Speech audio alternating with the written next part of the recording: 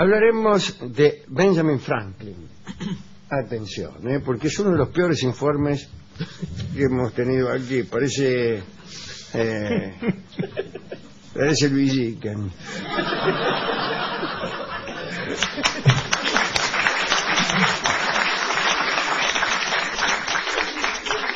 Quiero decir, porque Villiquen era para niños, y entonces simplificaba las nociones. No quiero denostar una revista tan tradicional. Pero sí el informe. Bueno, entonces comienza. Franklin era un niño que estudiaba de noche e inventó el pararrayos. Listo, hasta ahí eso es Franklin. Buenas noches.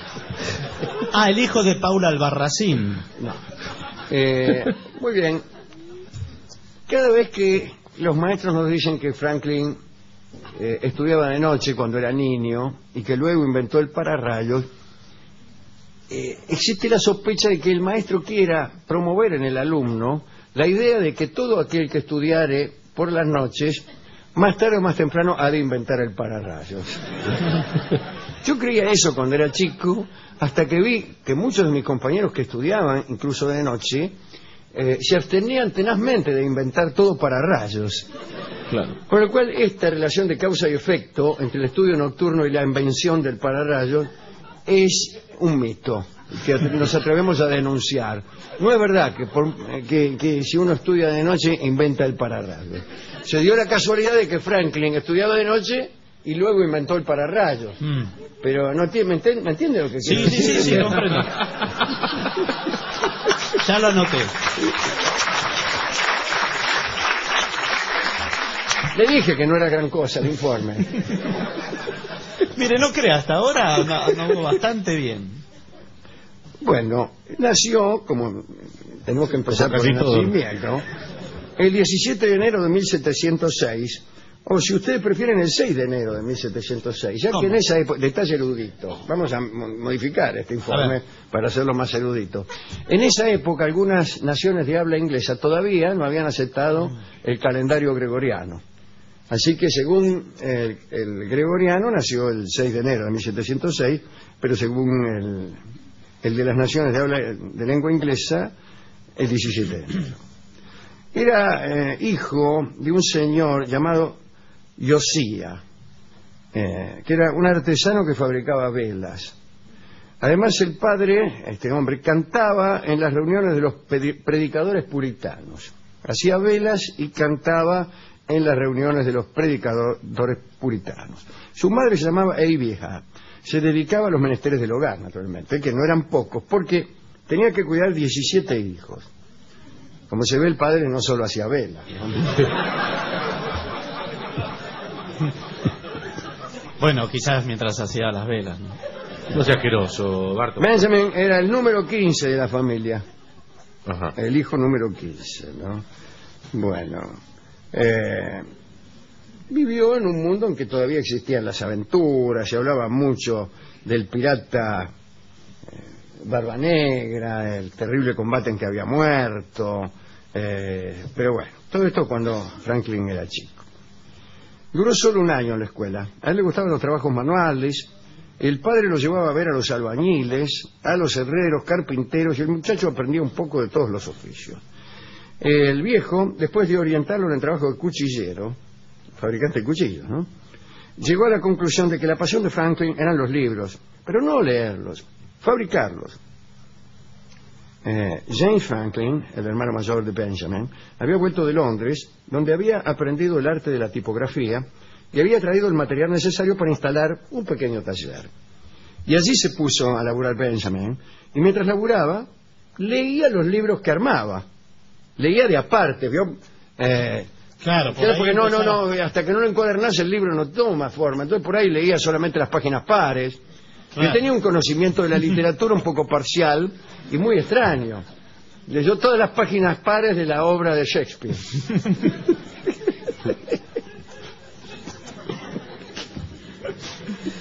Claro, ¿y cómo sigue? Claro.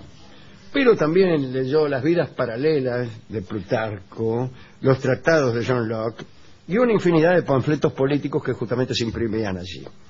Un día Benjamin se aburrió y se fue. Ya estaba harto de la casta puritana que dominaba la ciudad de Boston.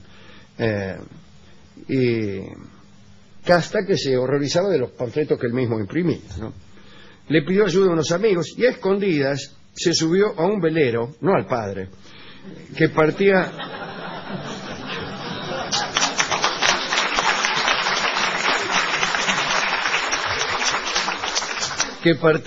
hacia Nueva York. En ese barco casi se mueren todos, porque les agarró una calma chicha y el barco no iba ni para atrás ni para adelante. Las provisiones se acabaron y ya estaban todos con un piolín tratando de ver si cazaban alguna merluza. Bueno, pero al final llegaron a New York. Franklin no encontró trabajo, pero le dijeron que se fuera a Filadelfia, que ahí algo iba a encontrar. Bueno, otra vez en barco, pero este viaje fue peor porque los agarró un huracán y la nave terminó destruida en la costa.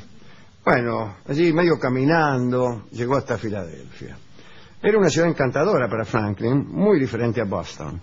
Además de la ciudad, lo que le gustó a Franklin fue una morocha llamada Deborah Reed, que vivía frente a la panadería. No sé a qué panadería. Y ahí aparece de golpe la panadería en el informe, una panadería que nunca habíamos visto antes. Consejo para un joven literato. Cuando sea necesario hacer aparecer una panadería, no digan la panadería, sino una panadería. Por ejemplo, una morocha llamada Deborah Reed vivía frente a una panadería. El dato parece superfluo, pero podría no serlo. Si capítulos más adelante el panadero viene a ser el tercer vértice de un triángulo amoroso. Pero no la panadería, porque esto te obliga a volver atrás. A ver dónde dijimos que Franklin tenía una panadería o algo por el estilo. No, claro, no. Bueno, este es uno de los problemas con este informe. Aparecen panaderías de la nada.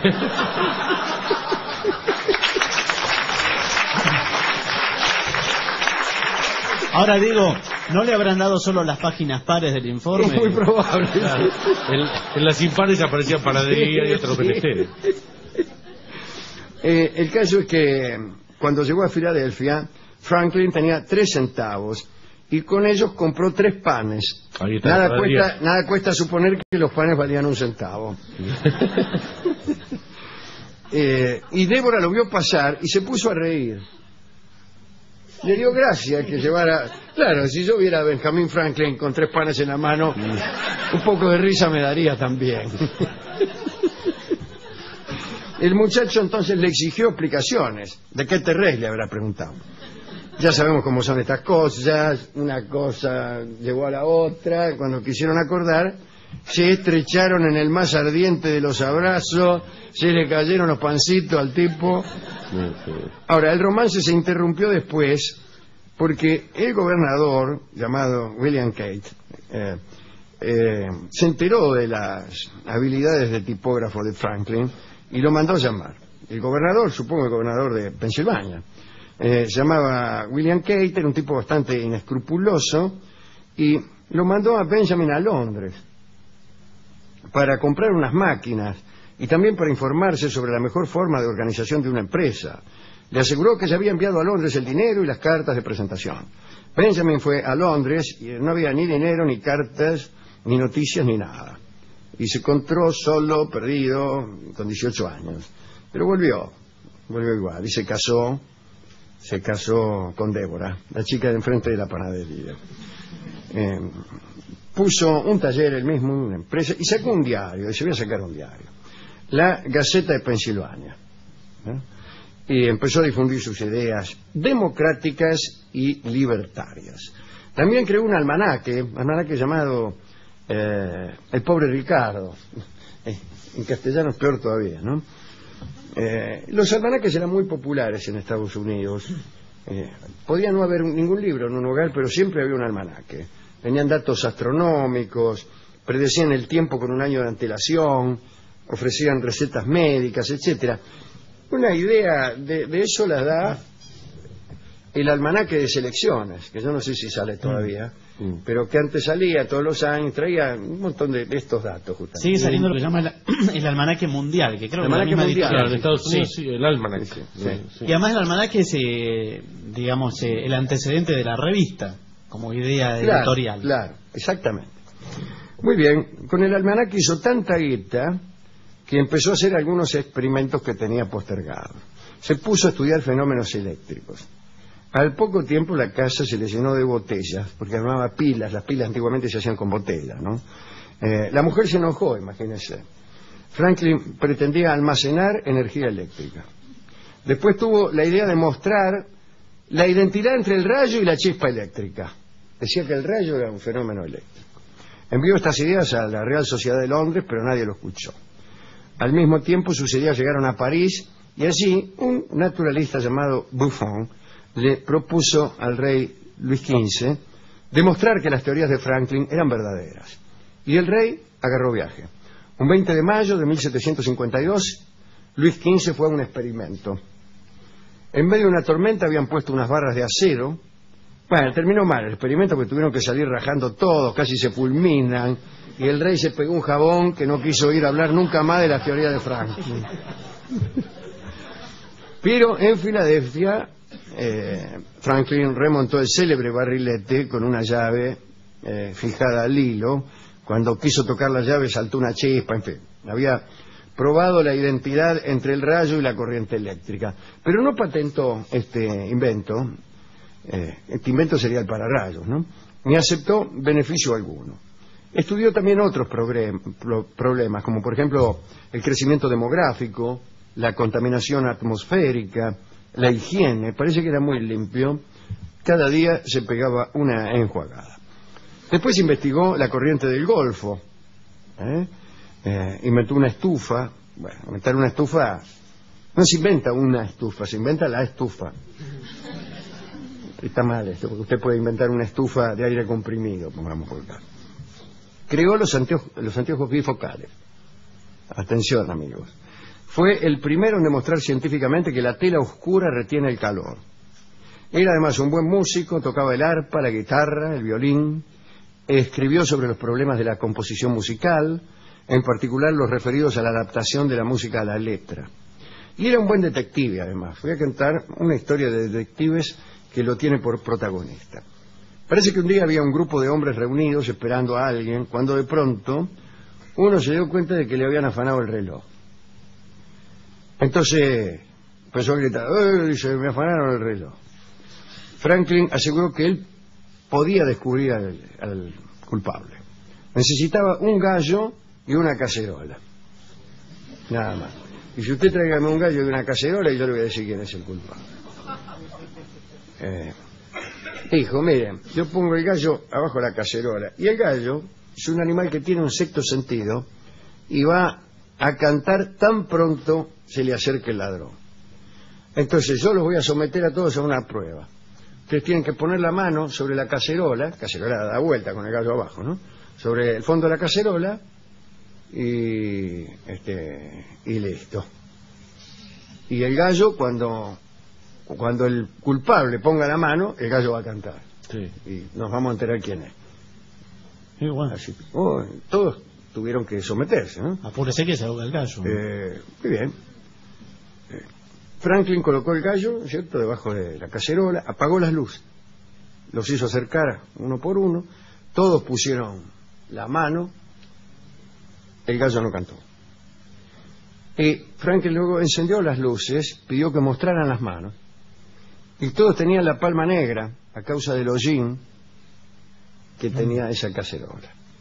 Menos uno, que era el ladrón, y no había puesto la mano para que el gallo no lo delatara. Esto debe ser mentira porque los ladrones son mucho más vivos que eso, ¿no? Si no es un buen método para que juren los funcionarios, ¿no? Arriba una cacerola. Claro, arriba una cacerola. Recién en la madurez viene la etapa política de Franklin. Empezó a ir a la asamblea de la ciudad. Ahí era una ciudad inglesa todavía. Pero había una asamblea, lo hicieron diputado, lo enviaron a Inglaterra para defender los derechos de sus compatriotas. Los impuestos en aquel tiempo eran terribles, afectaban a todos los productos, y estaba prohibida la fundación en América de cualquier industria metalúrgica.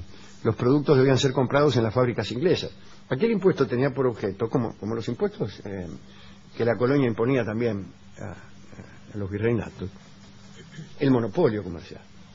Y el monopolio, en el caso de Inglaterra, que era un país que fabricaba cosas, peor todavía, porque no dejaban que en sus colonias se fabricaran algunos productos que ellos vendían por todo el mundo y que se fabricaban en Inglaterra. Las telas, un día vamos a hablar de todo eso. Bueno, el caso es que el 16 de septiembre de 1773, unos grupos de bostonianos asaltaron las naves de té llegadas de Inglaterra. ¿Recuerdan ustedes que fue un episodio que desencadenó la Revolución Norteamericana? Empezaron las luchas y se tejieron alianzas con Francia. Sabe que Francia colaboró mucho en la independencia de los Estados Unidos, porque Luis XVI se había hecho amigo de Franklin. El 4 de julio de 1776, Jefferson, Franklin y Adams aprobaron la Declaración de la Independencia, ¿no? Jefferson y Adams fueron presidentes de los Estados Unidos, Jefferson no. Pero, sin embargo, fue gobernador de Pensilvania, abolió los azotes, la picota, murió cuando tenía 84 años, y el Congreso de los Estados Unidos decretó un mes de duelo, un poco demasiado, estaba todo cerrado. El epitafio escrito en su tumba fue redactado por él mismo, y es muy raro, dice: aquí descansa, entregado a los gusanos, el cuerpo de Benjamin Franklin, impresor, como la cubierta de un viejo libro al cual le han arrancado sus hojas, cuyo dorado título se ha borrado, y no por eso la obra se ha perdido, pues reaparecerá en una nueva edición, revisada y corregida por el autor. No está mal, ¿eh? Raro, pero qué raro que... es raro pero lindo que pensara en otra vida. En otra vida, quiero decir, parecida a esta, una especie de reencarnación, pero mejorada y enriquecida.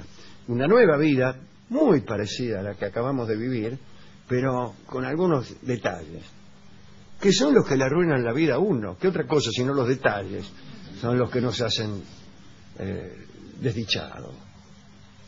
Mira, qué bueno, vivir de nuevo esta misma vida, pero usted le saca 4 o 5 tipos. Pero más que nada se trata de mejorar uno, de tener una vida no más larga, pero por ahí más ancha. Bueno,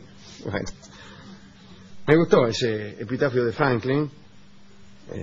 Bien, me gustó.